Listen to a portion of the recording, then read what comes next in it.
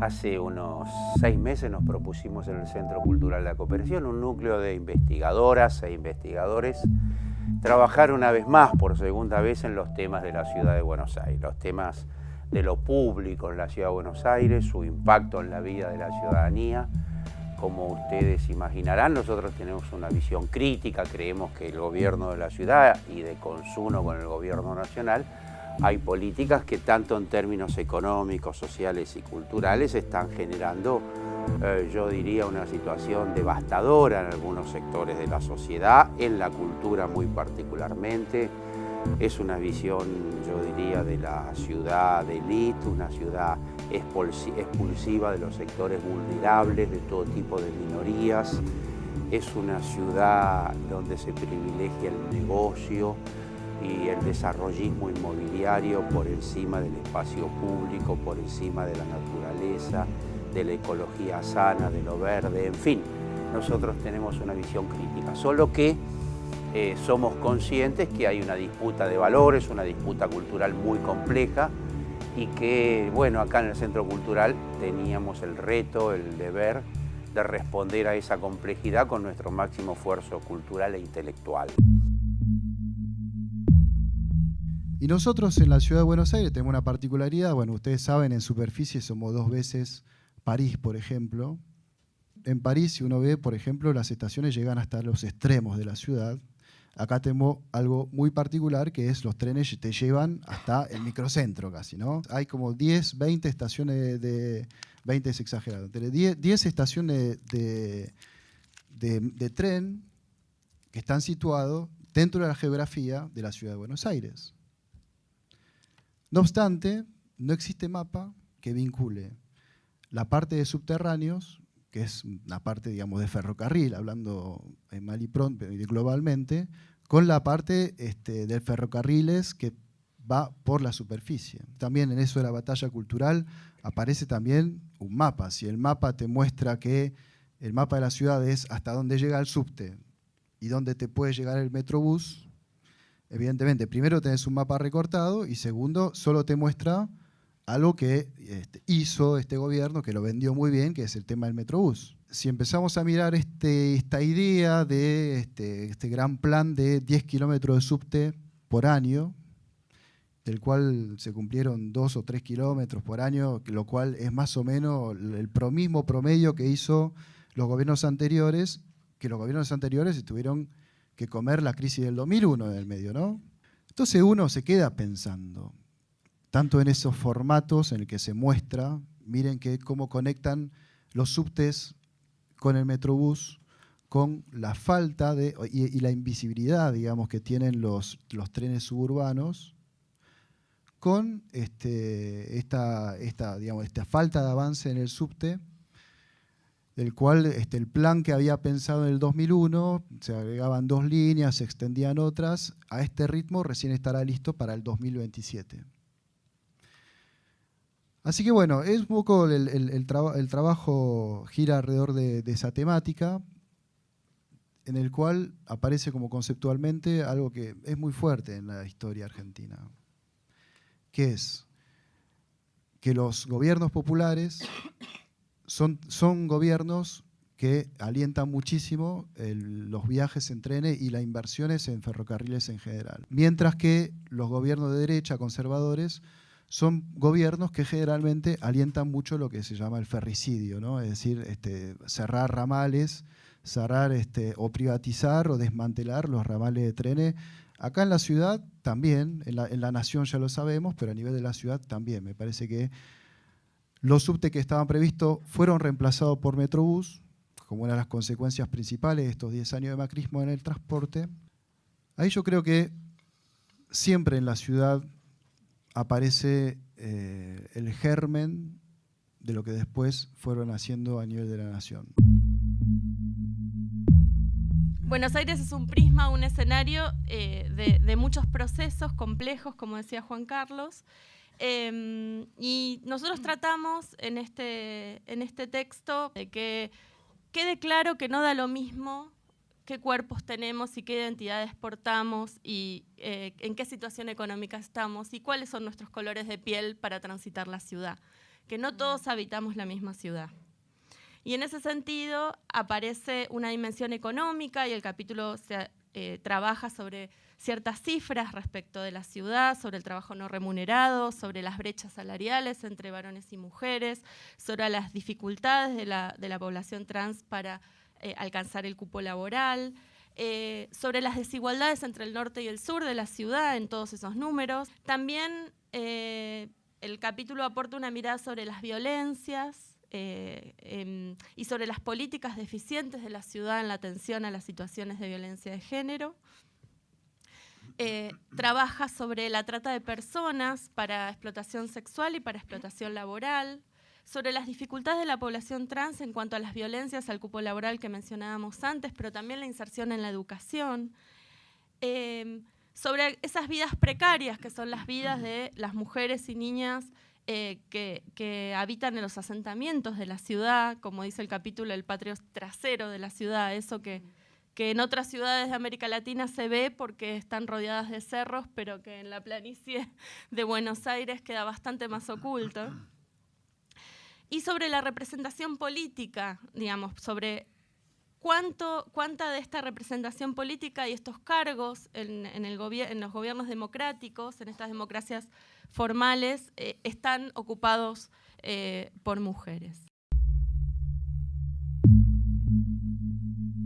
Este libro, que se llama Derechos Sitiados, redefiniciones de lo público en la Ciudad de Buenos Aires, justamente se pregunta o tensiona qué es un derecho. Entonces, en lo que atañe a las políticas culturales o las políticas públicas para la cultura en la Ciudad de Buenos Aires, hay una matriz que ciertamente se proyecta sobre la gestión de la provincia de Buenos Aires y la gestión nacional, pero cuyo paradigma central está en esta tensión que es la cultura como derecho o la cultura como mercancía. Creo que hay una necesidad de recoger estas tensiones para pensar cuál es la lucha política hoy, porque derecho sitiado lo que en todo caso es una afirmación que abre un interrogante de cómo conseguir contrarrestar esta política de sitiamiento silenciosa, pero también brutal de los derechos. Tenemos presas políticas, tenemos desaparecidos en democracia, y pareciera que como dijo Capusotto o la revista Barcelona, ¿no? El problema son los ponis en las vidrieras de Palermo, ¿no? Causa más escándalo eso que bueno, esta situación de sitiamiento de los derechos y de las conquistas que hasta hace muy poco imaginábamos que eran irreversibles, que volviesen atrás. Uno podría decir que el déficit habitacional que hay en la Ciudad de Buenos Aires se puede argumentar o se puede justificar a partir del crecimiento de población en la Ciudad de Buenos Aires. Y lo que hemos podido constatar a través de todo un registro censal es que la población en la Ciudad de Buenos Aires no crece prácticamente desde el censo de 1947. Donde en esos años había 2.980.000 porteños y al censo del año 2010 registrados éramos 2.890.000 porteños. Es decir que no ha habido un crecimiento sustantivo en los últimos 60 años. Entonces, el crecimiento poblacional no podría argumentar, ¿no? la problemática que hay habitacional. Bueno, uno podría decir, hay un problema de viviendas, no se construyen viviendas. No, falso, se construyen un montón de viviendas. Y hemos podido constatar que en el último periodo intercensal, del año 2000 al año 2010, aumentó más de un 5% la cantidad de unidades habitacionales nuevas. De hecho, haciendo un registro, ¿no? En reporte inmobiliario y en diferentes fuentes de información, constatamos que no solo aumentaron la cantidad de viviendas, sino la cantidad de metros cuadrados. Es decir, que hay una orientación a la construcción de viviendas que tiene como fin unidades habitacionales suntuosas, que no responden a satisfacer una necesidad habitacional.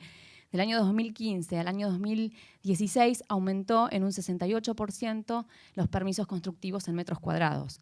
Entonces, no es un dato menor a la hora de pensar o refutar cuál es la problemática habitacional.